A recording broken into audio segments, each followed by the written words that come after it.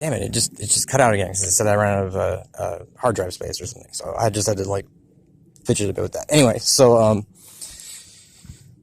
what was I saying? Oh yeah, you need the continuum hypothesis because this is going to sound pretty intense. If you because you're going to have to claim that this scenario, I guess, is infinitely important. Okay, you're going to have to say that this scenario is infinitely important. And now, unfortunately, you're going to have said that before, in respect to a different guy. Because also, by the way, if you are a straight girl, an average straight girl, let's say, or an average gay guy, there's a like 99% chance that you are you're gonna you're gonna totally fall in love with this fellow. Like it's gonna override your normal use of reason in some way or whatever. Anyway, you're gonna have to justify making this claim again, which actually is possible. This is one of the surprises of the universe. This is actually possible. So the basic fact is, well, one last thing. Why do you need Way of Kings? Like I said, well, as it turns out, this has to do with Dean because a really good way, I forgot to mention this one, a really good way to meet him is have him be from southern Utah. Like, if he's from southern Utah, then he's from the place that the Way of Kings is set in, for the most part. I mean, allegorically, it's like the landscape was inspired by southern Utah. And make sure that the Way of Kings is your favorite book, or at least your favorite fiction book. Also make sure that your favorite nonfiction book is A Theory of Justice by John Rawls, because A Theory of Justice by John Rawls is basically the Way of Kings in the real world, because guess what the Way of Kings is? It's a name of a book that's referred to inside of the fantasy book, and it's a political science book, sort of like using aphorisms more than arguments, but still. Make sure that that's your favorite nonfiction book, and make sure that The Way of Kings is your favorite fiction book, so that the fact that, The Way of Kings is basically set in southern Utah, and that, Dean comes from southern Utah, causes your mind to, like, completely halt, and you can't compute anything beyond that, like, almost literally. Like, you can't put those things together, because also you're going to have to, like, it has to be a relatively important fact that you had in your mind beforehand, that the main character that you are like so in love with, basically, of this book, Kaladin, you're gonna have to mispronounce his name. The first read through, you're gonna have to have pronounced it Kaladin. Like, you're just gonna have to have thought that Sanderson, because that's the kind of guy he is, just having some kind of like intercultural moment. Supposedly these people look Arabic sort of anyway, so Kaladin, I was like Kaladin, it's like Saladin, That's what I was going with. Anyway, you're going to have to then have the second book in the series have a specific scene that disproves your pronunciation. They're going to have to actually talk about it in the story. So you're going to find out you're wrong. It's not pronounced Kaladin. It's pronounced Kaladin. But anyway, so you're going to have made that mistake. And you're going to have to somehow equated certain images in your head that you've had in advance of, like, what would it be like to meet Dean in the real world? And be like, well, the only way that I would meet him in the real world, or some kind of real world, of course, would be, I would have to be, in a situation where a demon was involved. So that is, that's not how it works. So anyway, it has to be from southern Utah. And so therefore, like, ecologically, if you will, connected, ecologically or ecosystematically connected with this fantastical image that has become an internal symbol of love for you in any event, in every way. Then also because that previous guy that you made similar extreme claims about, although as it turns out not anywhere near as extreme claims, seemingly similarly extreme claims about, his name has to be Drew something or other, because in Oathbringer, in this book, Sanderson has one of his intercultural or whatever kinds of moments, and he's like, I'm going to have, I'm LDS, but I'm going to have this totally positively constructed gay character in the story. Drehy is his name. He's Bridgman. because that's what Kaladin was, is a bridgeman. I mean, that's what they all were. Anyway, he was a bridgeman, became a soldier, honor guard, whatever. Anyway, so Drehy, he's the lead gay guy in the series at this point. Anyway, not that he's really that like powerful or anything. He's there. He's like, I'd say he's probably kind of like Tien in Dragon Ball Z power level wise and significance. He's similar to what Tien became in Dragon Ball Z. I didn't see the first Dragon Ball series, so I don't know about that one. Anyway, so he's kind of like the Tien, if you will, of the Stormlight Archive, and well, it's not, you'd be like, well, Drehy doesn't really sound like Drew, Kristian, which that's true. That's entirely fucking true. Because guess what, though? Guess what? Oh, look, we have a Laotian viewer contributing, Laotian reader of Oathbringer. She wants to say this. Margaret Marmalade. Margaret Marmalade. What? Margaret Marmalade says, yeah, the name of the guy that Drehy likes is Drew. I mean, it's spelled D-R-U, whereas in the real world, the guy's name is spelled with E-W at the end instead, but, it doesn't even actually matter because you're also going to have to, like, associate yourself mentally with a moth. Totally forgot about this one also. You're going to make sure that you meet Dean, you have to think that you're a moth, kind of like spiritually. A moth, a specific kind of moth, no less, a species called Chryseridia rufeus is going to have to be your spirit animal. So you're going to need a spirit animal. I guess I should have said that at the start. But anyway, Chryseridia rufeus, this moth, is going to be your spirit animal because it was discovered by a man whose name was Drew Drury, and it was spelled D-R-U-D-R-U-R-Y. You're going to have to, like, basically, for instance, you're going to have to change your profile picture on Facebook to a picture of this moth to symbolize how Drew Drury found this moth and named it after Ripheus, the Trojan. Because another thing, you're going to have to make sure that Dean is reincarnated from the city of Troy. You're going to have to make sure that he's the guy who died during the destruction of Troy, who reincarnated in our time to make right the great sin of ancient history, the massacre of the helpless people of Troy. You're going to have to make sure that's true. Again, how do you do this? Well, as it luckily turns out, Dean will claim to you, at least in the first time you talk to him, he will claim to you that he had a past life recall experience once where he saw himself as some kind of like potentially like Roman person. I don't think he'll tell you for sure that he knew that he was some kind of like Roman person. I think he'll qualify it like it seemed that way or was like that. Or it seemed like that, or whatever. Anyway, he's going to have to, like, indicate Rome, and you can be like, okay, Rome, what the fuck? That's not Troy. And it's like, what did the Romans think they were? The Romans thought that they were the survivors of Troy's descendants. They thought there was this obscure contingent led by this guy named Aeneas, who ran off and survived and came to Italy and founded Rome. Except they called it Latia or something, or Latinia. I don't know. They called it something Latia, maybe. When they got there, that's why I call it Latin, the language. You don't call it the Roman language, call it the Latin language. Anyway, so luckily Dean is going to claim that he's probably reincarnated from the city of Troy. Because he's also going to be obsessed with Greek mythology. At least not really obsessed, but at least he'll have read, he'll tell you that the last book that he read was the Percy Jackson and the Olympians, some book from that series. He's going to claim that's the last book that he read. Which, that's all about Greek mythology. Therefore, he's going to have some, like, weird narrative, like, subconscious image of being balanced between ancient Greece and ancient Rome, which, again, Troy. And maybe it's not really constructed that way in his mind. Like, you could be just over-projecting at that point. I mean, if it weren't for everything else, I would say that's true.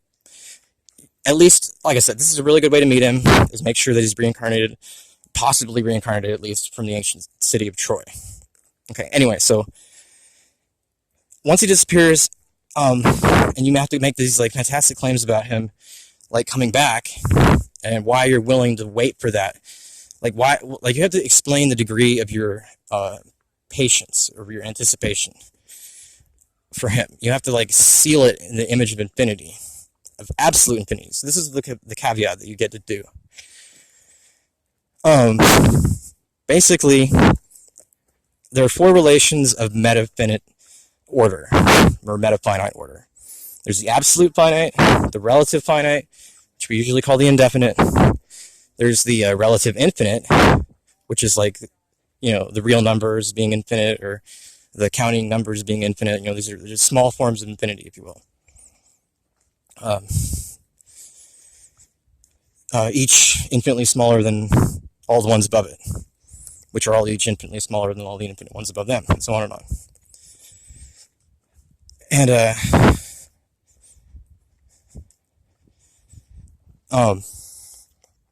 because of this, you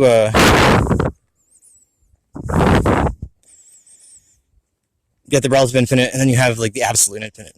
So you are able to fall in love 4 times, let's say roughly 4 times in your life. They're going to roughly match those possibilities. Like, there's one person you're going to have this like finite passion for, like somehow inside you really know it's going to run out.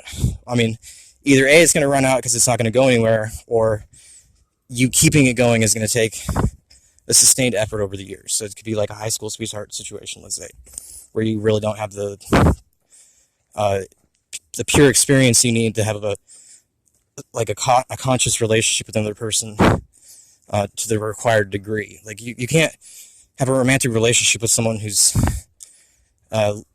personal life doesn't have a certain level of experience to it. This is why it doesn't make any sense to with kids, because they just literally, there's no way that a kid can have the right kind of experience. It's just literally impossible, because it has nothing to do with the kind of experience. It has to do with the amount. It's purely indexed to the amount. There's a threshold. There could be a range, I'll admit, but there is an amount. You have to be some kind of adult to really comprehend this. So high school sweetheart situations, I could see those being like the purely finite ones, all things considered, on balance. Relatively finite ones, where that like the longer you're around the person, the worse it's going to get, or the better, depending, But it's going to depend on some relative factor that's finite in its immediate scope. Like, it can be sustained indefinitely, but at any given moment, there's only a certain degree or amount of it. Okay? The next time, it's going to be relatively infinite, which is going to be tough to deal with. This is probably the normal level of affection that is associated almost like by default subconsciously with like marriage, is like that you should have some kind of like relatively infinite positive feeling for the other person. It doesn't have to be, ultimate beyond all replacement or defiance or anything, but it still has to be something infinite. Just which infinity is it of the relative ones? And this, though, like, depending on the basis of it in your mind and your heart and everything else, like, you could hold on to it for a long time on its own strength. There wouldn't have to be any reciprocation or even interaction with the other person, and you have a very idealized, not even sense of them, but of just the like atmosphere of the decision. That you're capable of this like abstract commitment. But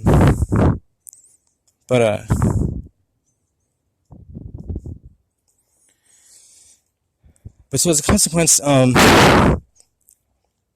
there is a chance to, like, well, let's say it doesn't work out, and you realize that there is an exception to this rule. Like, you're not going to be condemned forever just because you happen to like have this like extreme degree of affection. Like, you're like, the only way that I would be damned forever would be if the fourth kind of case happened. Because then you would realize that there's a fourth kind of case. It could be like, it's not just about the finite, the indefinite, and the infinite. It's about the fourfold absolute and relative interposition of finitude and infinity. Because in that sense, the relative finite and the relative infinite together are the indefinite, if you will. So the ultimate tripart difference is between the absolutes and then between the relative core. Now,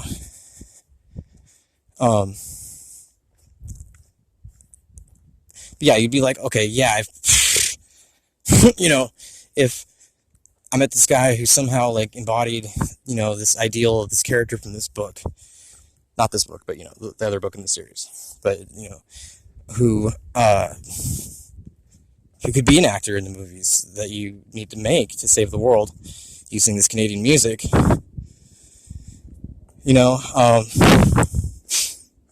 Who you anyway, so you're going to say that it's like this is the absolute case. If that happened, that would be the absolute indelible case, the irreversible, irrevocable damnation, if it didn't work out, of your life and death and everything else for you as such. Now, if that's true, or if you're going to say something like that, that you're eternally damned, you're going to need to be able to prove that. You're going to have to prove that you've been damned for all eternity. And so you're going to have to prove that you understand the form of infinity that's associated with romantic ideality. So you're going to need to solve the continuum-hypothesis, because we don't actually know if it's true. In fact, a lot of people assume it's false at this point in history. And this is the fundamental question of all of modern mathematics. There's an obscure transition even probably to the problem of quantum renormalization with gravity, because it's like they talk about subtracting infinities. Well, it's like you can't really subtract infinities in transformative arithmetic. It doesn't work. You could theoretically reduce from one level of infinity to another. If you go by these exponents, because again, remember, it's a bunch of exponents that it's going off of. If you did the reverse of exponents, if you took the root of these infinities, you could reduce them. So that would be, just like dividing something is like repeated subtraction. Taking the root of something is like repeated division. So that's like a super repeated form of subtraction. And so, that being the case, that would be like what gravity is. What goes wrong with gravity is we don't know how to do that. We don't know how to take the form of infinity that it absorbs when it is on the quantum level, and how it turns into something of a different kind of infinity, a different geometrical structure, on a lower level basically, but from our point of view, from a higher level. So this is related to that. All these things go together. You're going to need to solve this problem so that you prove that you know the nature of infinity, so you can prove that you are infinitely damned absolutely. Okay, that's what you're going to have to do. Because if you can prove that you have been damned for all eternity, there's a fail-safe in the laws of reality that allows you to sacrifice yourself to save the world, even if you never get to make the movies. And it's not even that you get to save the world, because you never were going to save it anyway. Remember, the actor and the actress are the most important people in the equation. Even if the director's really important, supposedly, too. And writer, whatever. But it was really going to be everyone. The world is going to save itself, in principle. Or in some mystical way, Jesus Christ was going to come back through people deciding to, accept reality in some way. Or believe in reality in some way, or whatever. So yeah, you were never really going to be the savior. You were never going to save the world. At least not by yourself, by any means at all. So, again, sacrificing yourself, really not going to save the world. What it's going to do is it's just going to be your contribution to whatever does save the world. It's going to be the one thing that you had to do in the end to save your world at that time. Because it doesn't even have to be that the world is going to end forever, or this is the only problem of the end of the world that we'll ever face. That we do face it. The force of the earth is being incinerated by the power of the sun. Not en masse necessarily, completely and utterly yet, but something terrible is happening to the earth. It is something apocalyptic that is happening to the fucking earth. Along with other things, keep in mind. So, it would just be the thing that, you would have to do to save the world at this point in time. Just prove that you're damned forever. So that if you sacrifice your place in hell, basically, for the world can be sucked out of hell. Even though that guarantees, therefore, that you are completely going to be in torment forever. Because the demons are not going to like the fact that you save the world from them in that regard. They're gonna amp everything up. And there's not going to be any way out of it, because if you leave, the demons are going to come back. In this way, at least. They might be able to come back some other way. So you're not even going to be assured that your victory is really of that much lasting significance, all things considered. But you will know that at least to the degree that you could contribute, you did. Just like Kaladin, whatever, would have if you were in that situation. There's actually a whole scenario about these beings called the heralds. So you basically have to turn yourself into a herald unless you can become a filmmaker. So you're going to need, like I said, you're going to need to solve the continuum hypothesis. Now, luckily, this isn't that hard to do. Everyone, well, lots of people have trouble doing it, but it's actually not the most difficult thing in the world. You just have to like think way outside of the box, and then it clicks together really quick. Well, depending on how quickly you can get to the basic point. So I'm going to show you this briefly. This is the solution to the continuum hypothesis question. What is the A-level 0th question on the test? So this is filled with lots of like fancy symbols. This is something called the auto set, which is like the most important number in the universe, supposedly. It's like a finite number that's being somehow magically computed by free will across the course of all of history.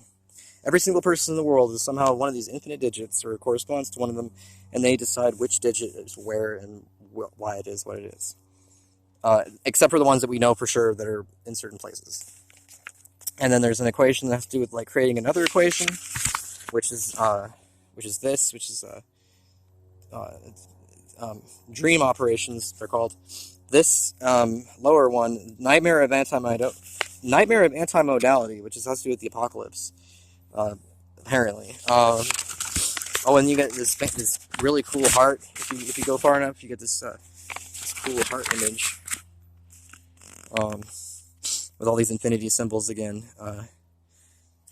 Then none of that is the solution of the continuum hypothesis. That comes way earlier. So we start at the beginning with all these like infinite series, and then we have the continuum question down there. The continuum equals all these things, and blah blah blah. And then we have some arguments about what it needs to be in general. Dimensions we refer to, and then we get to these infinite series. So if you represent infinity in terms of actual and potential infinity, and think of A-level 0, the first point, as the unit of actual infinity, then the points at which you have an infinite number of units of infinity, those are the ones where, those are the possible ones that are continuum candidates, because that one has, that's the only other option. So you either have an infinite repeating series of modal operations or an infinite non-repeating series, which is just the same as 2 to the power of A-level 0 ultimately. So that since that one occurs at A-level 1, that's the continuum. A-level 1, whatever that is, that's the continuum. Because of its modal index. And then jumping around, you get to just jump around through A-level space using like the Beth numbers, these imaginary things, the ghost heart of metafinity. The nexus of metafinity. Nexus of metafinality. Okay, so the nexus of metafinality. Oh, there's the absolute infinite. Where is the absolute infinite? There it shows up. I used a cool font for that. There's a staircase made of other numbers. These are all infinite numbers, and they run out at 1, 0. And then there's a bunch of arguments about logic, about the destruction of the universe again, sort of. Not really, but I mean that's what it comes down to. It's the anti-set. So this is like the opposite of set theory. If you performed the opposite of set theory, that you would create this like image of destruction, if you will, this like image of geometrical destruction. As it goes, though, you get an image of geometrical creation by using the correct axioms. And that gets you these hearts and these other symbols that go into these magical realms of morality and ethics and spirituality and more infinities. And, so that's the argument. Just prove that you have the solution to the continuum hypothesis, because you do, probably. That proves that you know the nature of infinity, because then you can do transmitted arithmetic, which is what everyone wants to do. It's the ultimate scientific, it would be the ultimate holy grail of science. So that's all you need to do to save the world. You just need those Canadian songs for these movies you're going to make. You're going to need The Way of Kings to help summon Dean once you lose him, but you're also going to need to solve the continuum hypothesis. There's your book, your song, your continuum hypothesis and its solution. There's Dean. Why is Dean a safe play card, you might ask? Well, there's actually a legitimate reason for that in the actual world. Guess what? Surprise. Yeah, anyways, the safe play card, or Dean, rather, you're going to need that. So you're going to need all these things, and you can save the world. And it's not going to happen overnight. Then you have to find the South African girl. But if you have Dean helping you, you're probably going to be able to do that. Like, he's really cool, and maybe he and the girl, they would fall in love, and who knows? Like, again, like I said, you're gonna already be in love with them, so it doesn't matter. You're just gonna have to put up with whatever happens, for the sake of the earth. Anyway, that's all you need to do. All those simple tips. If you have any more comments, any more ideas of how to make this work, send us a message here, or send me, since there's not an us. There's never an us in me. Luckily, that would be like DP. Like that would be well, that's TMI. Anyway, not that that's ever happened. Anyway, so yeah. Anyway, like I said, last episode of the show. I want to end on a cool note. I'm probably going to try to show you the map in this book, because there's a really awesome map. This book has the coolest map in history of fantasy books, probably. There's one other option, which is the map of the land from the Thomas Covenant books. That one's pretty cool too. But this is probably the coolest map. It's even cooler in color, which the hardback ones have. This is a really good book, by the really good book. These are all really good books. This guy's a really good writer. So yeah.